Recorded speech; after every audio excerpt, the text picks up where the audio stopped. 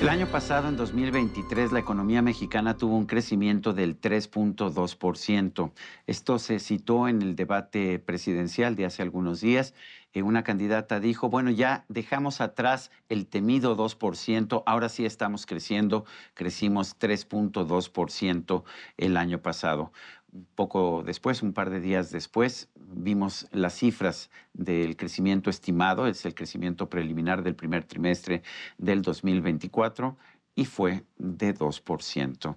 Yo quisiera conversar del tema del crecimiento y de la situación económica de nuestro país con Gabriela Siller Pagasa. Ella es directora de análisis económico de Grupo Base, profesora de economía en el TEC de Monterrey.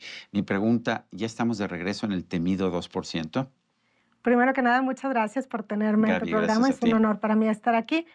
No nada más estamos de regreso en el 2%, sino hay que ver que ese 3.2% todavía sigue siendo un efecto rebote, porque el PIB por habitante no ha regresado a los niveles del 2018 y entonces estaría bien tener ese 2% promedio anual cuando en este sexenio pues hemos crecido en total 5.08%, si este año crecemos 1.6%, que es lo que nosotros estimamos. 5.8%, pero 5.08 en todo el sexenio, en el todo PIB el total, sexenio. así es. ¿Y eso significa cuánto estaríamos creciendo si cerramos, dices, en 1.6? Ajá. ¿En cuánto estaríamos cerrando de crecimiento económico anual en este sexenio? Promedio anual 0.9%. Entonces ¿Y, estaría bien y el estar de crecimiento de regreso. población cuánto es? El crecimiento de población es alrededor del 6%, se estima, y por eso Para los terminaríamos 6 años. para los 6 años, y Ujú. por eso terminaríamos con un rezago en el PIB por habitante, lo cual pues es bastante malo. De hecho, no veíamos un crecimiento tan bajo para un sexenio desde Miguel de la Madrid. ¿Esta situación es producto de nada más de la pandemia? ¿Por eso no ha crecido la economía mexicana? No, creo que ha sido producto de una serie de factores. Para empezar, en la pandemia no se dio una política fiscal contracíclica que detuviera la caída del PIB. Cayó el 9% el PIB en México, la mayor contracción desde ¿Fue 1932. 9%? ¿No era 8 y pico? No sé. 8 y pico, casi Sí, 9%, sí. pero vaya, fue la mayor caída en el PIB de México desde 1932. Y veo que otros países no sufrieron caídas tan Así fuertes. es, inclusive, pues si vemos en la lista de las 45 economías más grandes del mundo, México se ubica en la posición 32. Estamos medio reprobados en términos de la recuperación del PIB post-pandemia.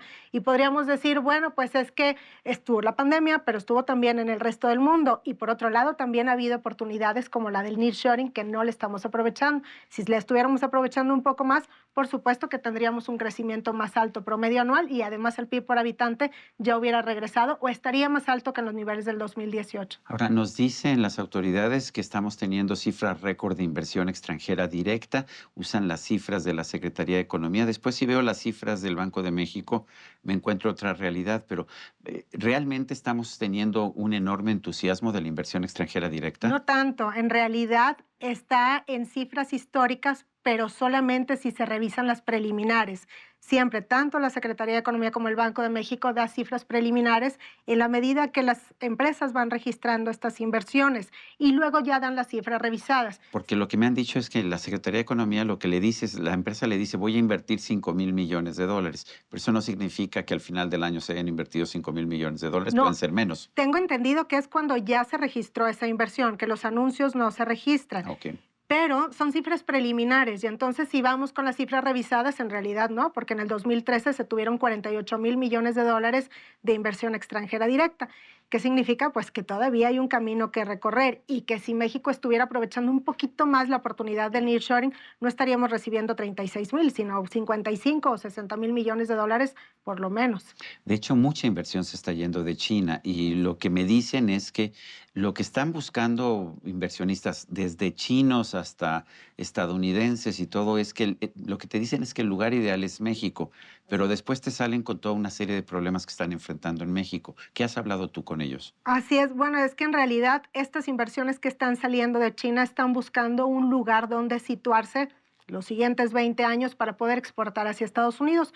Por eso es que México tiene esta ventaja inigualable de que compartimos frontera con Estados Unidos y tenemos un tratado comercial. Sin embargo, falta promoción de México en el exterior. Hay otros países como Vietnam, Polonia, que no se puede hablar de nearshoring porque están del otro lado del mundo, de Estados Unidos, y que ellos la están aprovechando mejor. Y además también aquí hay escasez de energía eléctrica y agua, y esto asusta a las empresas. Además, bueno, pues no hay certidumbre respecto a la política económica interna, sobre todo con todas estas iniciativas y reformas que han generado mayores costos laborales. Muchas empresas tienen compromisos para usar energía limpia. Son compromisos además que, pues, que aparecen en sus reportes anuales a nivel internacional. Y lo que te dicen es que pues que no están encontrando esta energía limpia en México, a pesar de que nos dice el gobierno de México que no, que sí que hay mucha energía limpia. ¿Qué está pasando? Fíjate que inclusive, pues, la inversión extranjera directa lo está reflejando también así. En términos de energía, fue uno de los sectores que más inversión recibía del exterior, llegando a ser inclusive 15% del total. Pero con las políticas de esta administración, pues esto ha bajado a niveles pues casi mínimos históricos y entonces pues no hay energía limpia. ¿Sabes que me llama mucho la atención que inclusive mucho de las apuestas sobre el peso mexicano hablan de que México tiene un gran potencial de descarbonización, cuando en realidad no se está haciendo, pero hablan de este potencial, lo que se pudiera hacer más adelante? Nada más con la luz que tenemos y los vientos que tenemos debería ser suficiente, Así ¿no? es, sí. Pero sí sé que han parado muchos proyectos que ya estaban o Anunciados. estaban anunciados o estaban en proceso y algunos estaban bastante avanzados y los pararon porque no eran de la Comisión Federal de Electricidad. Pues sí, ¿Eso nos hace daño? Sí, definitivamente que esto frena la llegada de inversión extranjera directa, frena también las inversiones de locales y esto termina frenando el crecimiento económico y la creación de empleo formal, porque vemos también, digo, en términos de empleo y de crecimiento económico, que la tasa de desempleo está en mínimos históricos, pero la informalidad sigue siendo brutal, 54% de los ocupados están ahí. Si realmente estuviéramos aprovechando todas las oportunidades que se dan a nivel global, si tuviéramos más energías limpias, seguramente habría un mejor empleo o más empleos formales. Estamos viendo un intento del gobierno por tratar de establecer una serie de empresas estatales, fortalecer a la Comisión Federal de Electricidad, fortalecer a Pemex, pero también crear una aerolínea del gobierno, un tren del gobierno. ¿Esto ayuda para tener un crecimiento mejor y sostenible en el largo plazo? No, el gobierno nunca ha sido buen administrador de empresas ni de recursos, no nada más en el caso de México, sino a lo largo de todo el mundo. Siempre se debe dejar mejor esto al sector privado y obviamente pues hay algunos casos en donde al gobierno sí le compete tener algunas empresas, pero sabemos pues el caso, diría yo, desastroso de Pemex, en donde tiene una deuda exorbitante, es una de las petroleras más endeudadas a nivel global y en lugar de estar ayudando al crecimiento, pues más bien genera incertidumbre sobre la calificación crediticia de la deuda soberana de México y consume recursos de las finanzas públicas. Bueno, se le ha inyectado mucho dinero y sin embargo su deuda total sigue siendo muy elevada. Alrededor de 100,000 millones de dólares. Está también el pasivo laboral, alrededor de 80,000 millones de dólares. Y no nada más eso, Sergio, sino que el modelo de negocio de Pemex no funciona. Acaba de salir un reporte, el que presentan ante la SEC en Estados Unidos, en donde, bueno, pues resulta que perdieron menos, pero porque refinaron menos. Entonces, esto no puede ser una buena noticia por ninguna parte. Más bien, Pemex lo que debería de hacer es vender parte de los activos que no son rentables, con eso pagar parte de la deuda y tratar de hacer más esbelta la organización. Entonces, le están dejando pues una bomba de tiempo a la siguiente Pero a ver, lo que administración. nos dice el director general de Pemex y el presidente es que no, que vamos muy bien porque ya tenemos más refinerías y porque estamos refinando más y pues que nos conviene más vender el jugo de naranja que estar vendiendo naranjas y que por lo tanto entre más gasolina refinemos mejor será la situación económica de Pemex. ¿Tú cómo la ves? Pues en realidad el reporte que acaban de publicar dice lo contrario, que más bien refinaron menos y perdieron menos, pero perdieron menos porque refinaron menos. Entonces, ¿qué tendría que hacer De hecho, Pemex? Enfocarse. Pemex Transformación Industrial es la parte que siempre pierde dinero, ¿no? Así es la parte de refinación.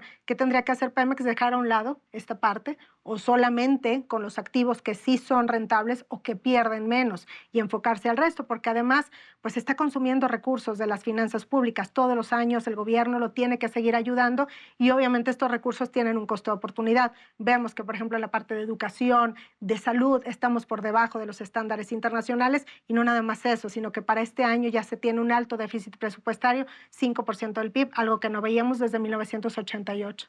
¿Por qué está tan alto el peso mexicano? ¿Y esto es bueno o es malo para la economía mexicana? Bueno, el peso mexicano, siempre cuando una divisa se aprecia, como que hay mucho optimismo, porque creemos que la cosa va súper bien en la economía, pero en realidad el peso se ha apreciado por tres cosas. Las divisas que llegan del exterior por exportaciones, remesas, inversión extranjera directa, por las apuestas a favor del peso, precisamente pensando que México va a aprovechar mejor la oportunidad del nearshoring y que esto va a representar pues, una oleada de dólares a nuestro país, y finalmente el famoso carry trade, este diferencial de tasas de interés que quieren aprovechar los extranjeros, traen su dinero a México, pero es capital golondrino, y entonces pues esto le da una alta O vulnerabilidad. sea, si yo invierto en CETES aquí me dan 11% Mientras que en Estados Unidos la tasa está pues prácticamente a la mitad, ¿no? Ujú. Y entonces vienen buscando este mayor rendimiento, pero también esto le da una alta vulnerabilidad. Sería distinto, por ejemplo, si estuviera entrando mucha inversión extranjera directa, porque obviamente no van a quitar una planta a los 5 minutos, cosa que con un instrumento sí puede pasar. Ahora, ¿es bueno que el tipo de cambio esté tan bajo? Pues en realidad no, sobre todo porque el tipo de cambio debería de estar alrededor de 18.50 pesos por dólar. Entonces, entre más abajo está el tipo de cambio, es como una liga estirada, que de repente puede pasar cualquier cosa, ya lo vimos con lo del ataque de Israel, que en unos segundos se subió más de 1 peso, y así puede pasar cuando, pues, a nivel internacional se desencanten de México viendo que no estamos aprovechando la oportunidad del nearshoring, o si se da un recorte en la calificación crediticia de la deuda soberana de México. Además, también los exportadores están sufriendo con un tipo de cambio tan bajo, igual los receptores de remesas, que a marzo, que es el último dato disponible, pues ya acumulan 17 meses consecutivos con pérdida de poder adquisitivo. ¿Qué tendría que hacer México para abandonar el famoso 2% que cuestionaba el presidente López Obrador cuando estaba en la oposición y que dijo que eso se iba a quedar atrás? Pero ¿qué tendríamos que hacer para, en vez de crecer 2% al año como país, pudiéramos crecer por lo menos 3, 4%, quizás 5% al año? Hay países que lo logran, de hecho. Fíjate que no está tan difícil, sobre todo con la oportunidad del nearshoring, con que se promocionara México en el exterior, que se estuviera generando ahorita gasto público para que no hubiera escasez de energía eléctrica y agua, y que no se den más iniciativas y reformas que generen incertidumbre. Con esto llegaría solita la inversión extranjera directa, y esto representaría crecimiento económico en el corto, mediano y largo plazo, y además creación de empleo en el sector formal. Con esto yo creo que podríamos estar creciendo a tasas del 3, 4% por año, pero te lo aseguras además por un buen periodo de tiempo. Hay gente que le tiene desconfianza a la inversión extranjera. ¿Tú qué dices? No, no tienen por qué tener desconfianza. Finalmente son inversiones que llegan aquí a México y que generan empleos. ¿Qué están haciendo? ¿Cuáles son los países que mayor éxito económico están teniendo? Un éxito sustentable, no de unos cuantos años. ¿Y qué están haciendo? Aprovechando precisamente esta oportunidad del nearshoring, generando certidumbre dentro de su economía. Aquí lo que hemos visto, fíjate que me llama la atención que acaba de salir la confianza del consumidor en México, y Ujú. aunque en niveles generales está cerca del máximo histórico, pues las preguntas que hacen, que se refieren a cómo cree la gente que va a estar la situación económica del país y de su hogar dentro de un año, están cayendo. ¿Qué significa? Que ya hay cierta preocupación. Y cuando los consumidores están cautelosos, no me dejarás mentir, si uno cree que la economía no le va a ir tan bien, pues dejas de consumir porque quién sabe que venga más adelante, y entonces empieza a ser un círculo vicioso. Entonces, por una parte, generar certidumbre respecto a la política económica, obviamente bajar los niveles de inseguridad, porque también es algo que frena la llegada de inversiones a nuestro país, y por otro lado empezar a promocionar a México y generar un gasto público que tenga mayor eficiencia, particularmente en esta parte de energía eléctrica y agua.